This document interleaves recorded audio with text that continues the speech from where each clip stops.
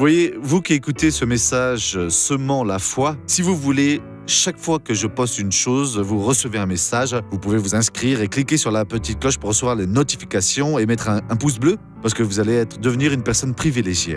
Que Dieu vous bénisse.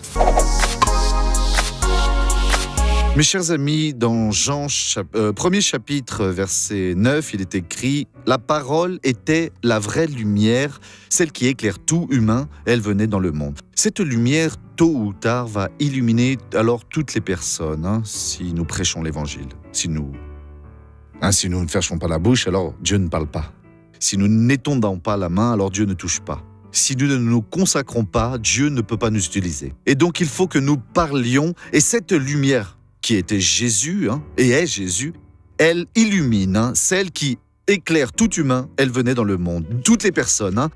Et donc, si nous voulons avoir des jours meilleurs, on va cesser de parler de religion. On va oublier alors notre église. Par exemple, je suis de l'église de la grâce, je ne peux pas prêcher l'église de l'église de la grâce. Je me dois prêcher Jésus. Parce que la mienne ou toute autre église ne sauve personne. Et parfois, il y en a même qui prient pour que la personne n'aille pas dans une autre église et pour qu'elle puisse fermer. Quelle folie, voyez. Et donc, nous devons faire la chose alors suivante. Demander à Dieu et parler de Jésus parce qu'il illumine alors tout le monde qui est venu au monde.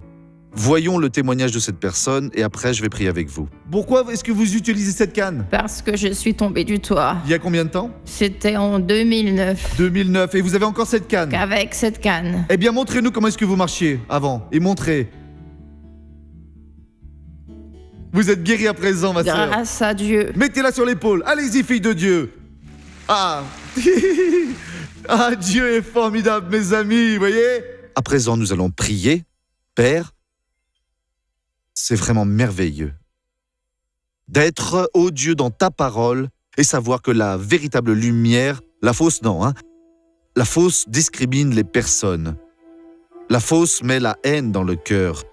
Mais la véritable lumière, elle illumine, elle donne la paix, elle met de l'amour, elle guérit, elle libère.